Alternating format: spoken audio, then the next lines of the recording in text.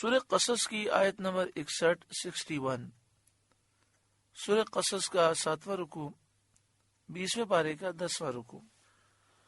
اللہ رب العالمین نے ارشاد فرمایا افمن وعدناہ وعدا حسنا، تو کیا وہ جسے ہم نے اچھا وعدہ دیا، جنت کا وعدہ، ثواب جنت کا وعدہ،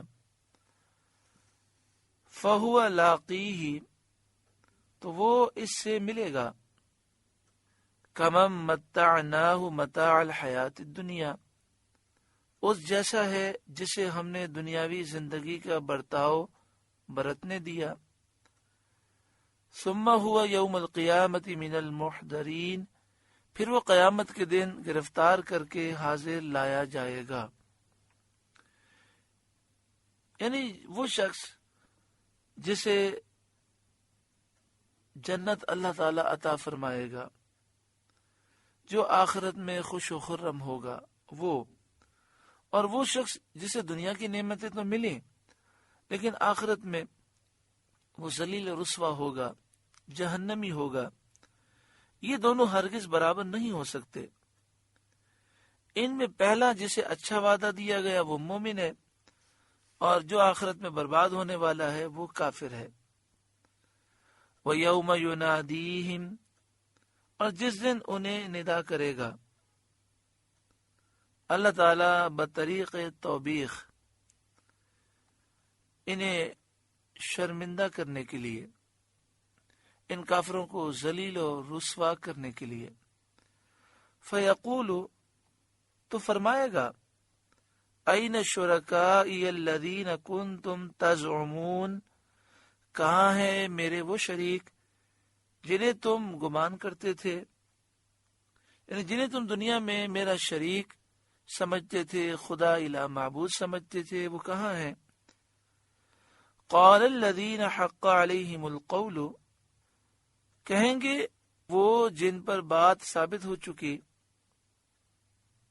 یعنی عذاب واجب ہو چکا، اور وہ لوگ اہل دلالت کے سردار اور ائمہ کفر ہیں، یعنی گمراہوں کے جو سردار ہوں گے، کافروں کے جو پیشوا ہوں گے، جن پر عذاب واجب ہو چکا ہوگا، وہ کہیں گے ربنا، اے ہمارے رب، ہؤلاء الذین اغوینا، یہ ہیں وہ جنہیں ہم نے گمراہ کیا،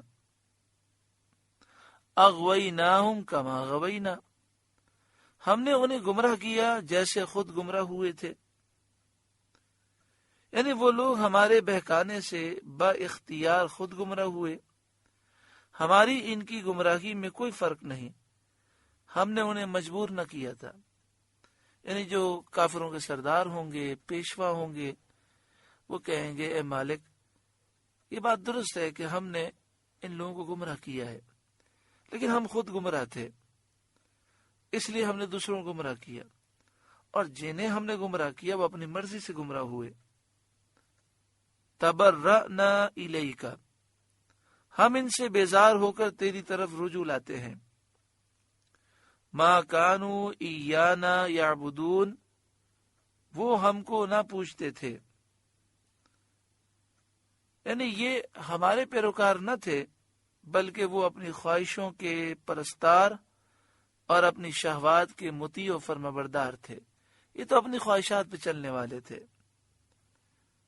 وَقِيلَ ادْعُوا شُرَكَاءَكُمْ، اور ان سے فرمایا جائے گا اپنے شریکوں کو پکارو، یعنی کفار سے فرمایا جائے گا کہ اپنے بتوں کو پکارو، وہ تمہیں عذاب سے بچائیں۔ فَدَعُوهُمْ، تو وہ پکاریں گے، فَلَمْ يَسْتَجِيبُوا لَهُمْ، تو وہ ان کی نہ سنیں گے، وَرَأَوُا الْعَذَابَ، اور دیکھیں گے عذاب، لَوْ أَنَّهُمْ كَانُوا يَهْتَدُونَ، کیا اچھا ہوتا اگر وہ راہ پاتے، دنیا میں اگر راہ پا لیتے تو کتنا اچھا ہوتا، آخرت میں عذاب نہ دیکھتے۔ تو اس میں درس یہ ہے کہ کافروں کو آج سوچنا چاہیے کہ قیامت میں ذلت اور رسوائی سے بہتر یہ ہے کہ یہاں توبہ کر لیں۔ قیامت کے میدان میں یہ سرداری، یہ مال، یہ عہدے، یہ منصب کچھ بھی کام نہ آئیں گے۔ وَيَوْمَ يُنَادِيهِمْ، اور جس دن انہیں ندا کرے گا، فَيَقُولُ، تو فرمائے گا، یعنی کفار سے دریافت فرمائے گا، پوچھے گا، ماذا اجبتم المرسلین، تم نے رسولوں کو کیا جواب دیا، جو تمہاری طرف بھیجے گئے تھے رسول اور وہ حق کی دعوت دیتے تھے، بتاؤ تم نے انہیں کیا جواب دیا۔ فَعَمِيَتْ عَلَيْهِمُ الْأَنْبَاءُ يَوْمَئِذٍ، تو اس دن ان پر خبریں اندھی ہو جائیں گی، یعنی انہیں کوئی عذر نظر نہ آئے گا، کوئی حجت انہیں نظر نہ آئے گی، ان کے پاس کوئی جواب نہ ہوگا۔ فَهُمْ لَا يَتَسَالُونَ، تو وہ کچھ پوچھ گچھ نہ کریں گے، وہ ایک دوسرے سے سوال نہ کریں گے، اور غایت دہشت سے، بہت زیادہ خوف اور دہشت طاری ہوگی، ساکت رہ جائیں گے، خاموش ہو جائیں گے، یا کوئی کسی سے اس لیے نہ پوچھے گا کہ جواب سے عاجز ہونے میں سب کے سب برابر ہیں، تابع ہوں یا متبوع، کافر ہوں یا کافر گر۔ مراد یہ ہے کہ جب دنیا میں کوئی کسی سوال کرتا ہے، جواب نہیں آتا تو آدمی کسی سے پوچھ لیتا ہے، لیکن وہاں سارے کافر خاموش کھڑے ہوں گے، نہ ان کے پاس کوئی جواب ہوگا، نہ کسی کے پاس جواب ہوگا۔ جو کافر ہے وہ بھی جواب نہیں دے سکے گا، جس نے دوسروں کو کافر بنایا وہ بھی جواب نہیں دے سکے گا، یعنی کافر ہو یا کافر گر۔ جو سردار ہوگا وہ بھی جواب نہیں دے سکے گا، جو اس کا تابع ہوگا وہ بھی جواب نہیں دے سکے گا۔ جواب سے عاجز ہونے میں سب کے سب برابر ہوں گے، اور خوف و دہشت سے خاموش کھڑے ہوں گے۔ فَعَمِيَتْ عَلَيْهِمُ الْأَنْبَاءُ يَوْمَئِذٍ، تو اس دن ان پر خبریں اندھی ہو جائیں گی۔ فَهُمْ لَا يَتَسَالُونَ، تو وہ کچھ پوچھ گچھ نہ کریں گے، وہ ایک دوسرے سے کوئی سوال نہ کریں گے۔ فَأَمَّا مَنْ تَابَ، تو وہ جس نے توبہ کی، شرک سے، کفر سے، برے عقیدے سے توبہ کی، وہ آمنا، اور ایمان لایا اپنے رب پر اور اس تمام پر جو رب کی طرف سے آیا، یعنی ایمان کے اس نے تقاضے پورے کیے، وَعَمِلَ صَالِحًا، اور اچھا کام کیا، فَعَسَىٰ أَن يَكُونَ مِنَ الْمُفْلِحِينَ، قریب ہے کہ وہ راہ یاب ہو، ان قریب وہ کامیاب ہوگا۔ وَرَبُّكَ يَخْلُقُ مَا يَشَاءُ وَيَخْتَارُ، اور تمہارا رب پیدا کرتا ہے جو چاہے اور پسند فرماتا ہے جو چاہے۔ یہ آیت مشرکین کے جواب میں نازل ہوئی، جنہوں نے کہا تھا کہ اللہ تعالیٰ نے حضرت محمد مصطفیٰ صلی اللہ علیہ وآلہ وسلم کو نبوت کے لیے کیوں چن لیا، کیوں برگزیدہ کیا؟ یہ قرآن مکہ مکرمہ اور طائف کے کسی بڑے مالدار شخص پر کیوں نہ اترا؟ اس کلام کا قائل ولید بن مغیرہ تھا، یہ بات ولید بن مغیرہ نے کہی،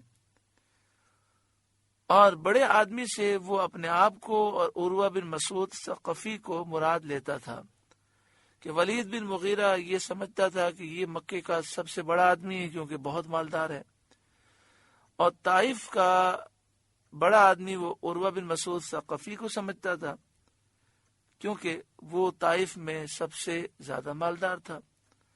مگر یہ یاد رہے کہ حضرت عروہ بن مسعود ثقفی بعد میں نبی اکرم صلی اللہ علیہ وسلم پر ایمان لے آئے۔ اس کے جواب میں یہ آیت کریمہ نازل ہوئی اور فرمایا گیا کہ رسولوں کا بھیجنا ان لوگوں کے اختیار سے نہیں ہے، اللہ تعالیٰ کی مرضی ہے، اپنی حکمت وہی جانتا ہے، انہیں اس کی مرضی میں دخل کی کیا مجال ہے۔ وَرَبُّكَ يَخْلُقُ مَا يَشَاءُ وَيَخْتَارُ، اور تمہارا رب پیدا کرتا ہے جو چاہے اور پسند فرماتا ہے جو چاہے۔ مَا كَانَ لَهُمُ الْخِيَرَةُ، ان کا کچھ اختیار نہیں، یعنی کافروں کا، مشرکین کا کوئی اختیار نہیں۔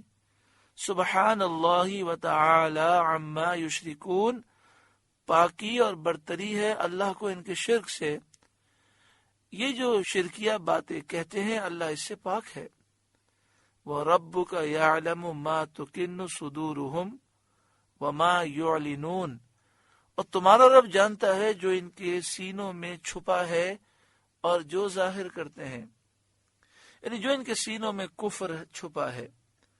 نبی اکرم صلی اللہ علیہ وآلہ وسلم کی دشمنی، بغض، عداوت جو چھپی ہے، جس کو یہ لوگوں سے چھپاتے ہیں، اللہ جانتا ہے. اور اپنی زبان سے جو یہ ظاہر کرتے ہیں، جیسے کہ نبوت میں طعن کرنا، قرآن پاک کی تکذیب، وما یعلنون، جو وہ ظاہر کرتے ہیں تمہارا رب جانتا ہے. اپنی زبان سے جو یہ تانے دیتے ہیں، گستاخیاں کرتے ہیں، قرآن پاک کو جھٹلاتے ہیں، اللہ جانتا ہے. وَهُوَ اللَّهُ لَا إِلَٰهَ إِلَّا هُوَ، اور وہی ہے اللہ کہ کوئی خدا نہیں اس کے سوا.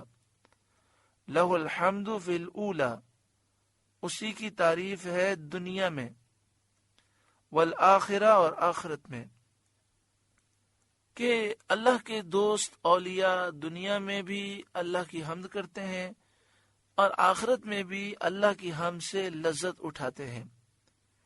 وَلَهُ الْحُكْمُ، اور اسی کا حکم ہے، اسی کی قضا ہر چیز میں نافذ و جاری ہے.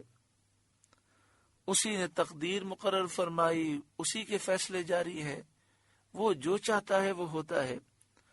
حضرت عبداللہ بن عباس رضی اللہ تعالی عنہما نے فرمایا کہ اپنے فرمانبرداروں کے لیے مغفرت کا اور نافرمانوں کے لیے شفاعت کا حکم فرماتا ہے. یعنی یہاں فرمایا وَلَهُ الْحُكْمُ، اسی کا حکم ہے.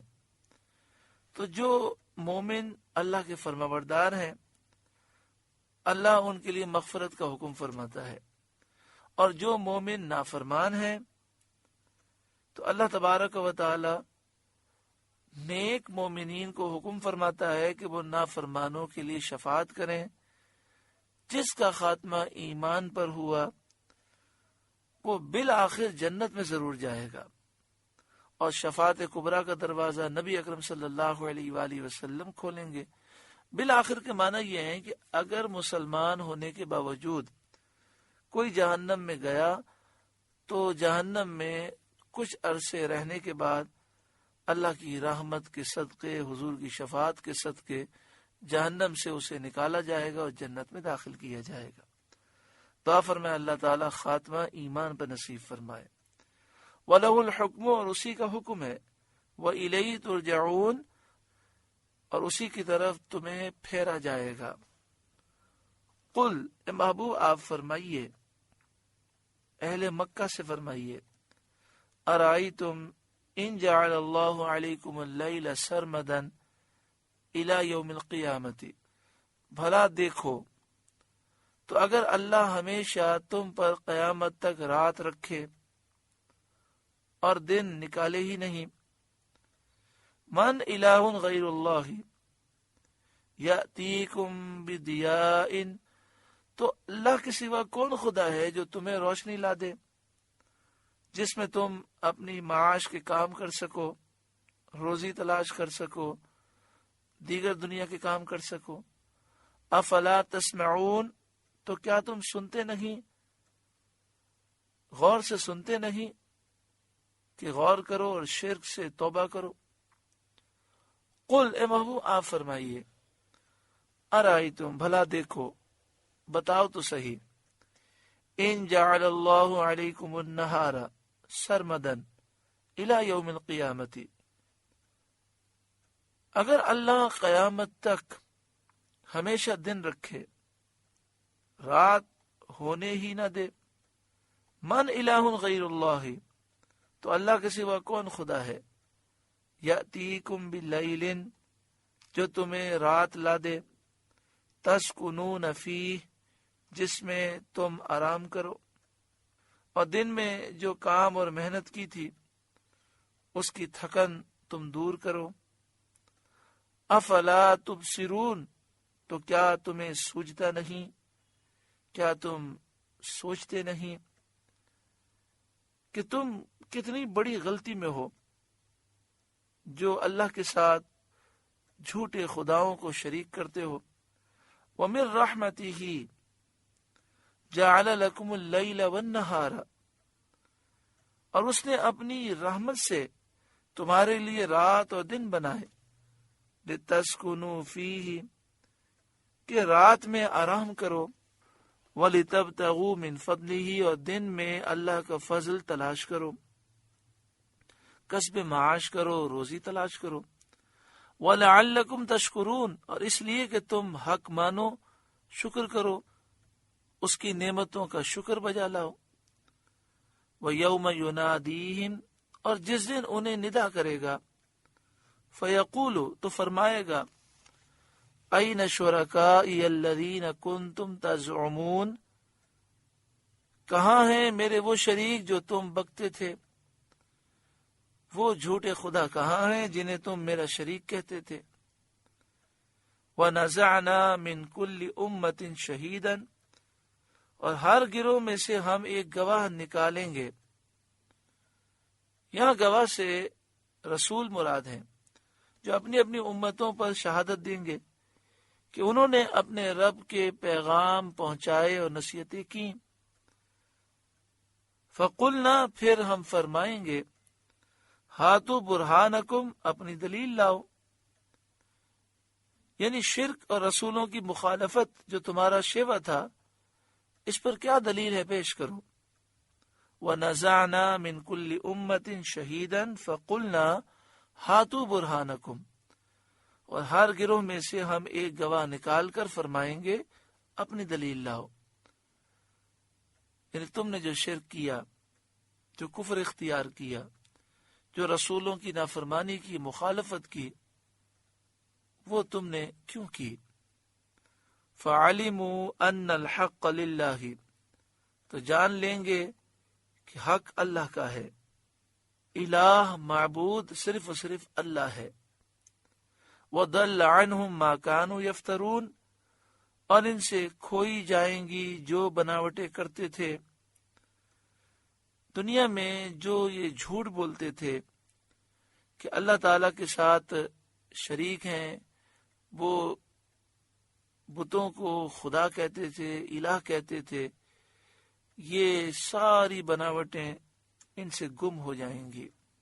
وَضَلَّ عَنْهُمْ مَا كَانُوا يَفْتَرُونَ، جو یہ بناوٹیں کرتے تھے، جھوٹ باندھتے تھے، وہ سب ان سے گم ہو جائے گا.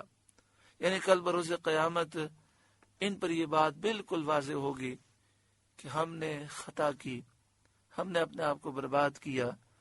اللہ وحدہ لا شریک ہے، اس کے سوا کوئی خدا الہ معبود نہیں. سورہ قصص کا 7واں رکوع مکمل ہوا. اللہ تعالیٰ اس رکوع کے نور سے ہمارے قلوب کو روشن اور منور فرمائے.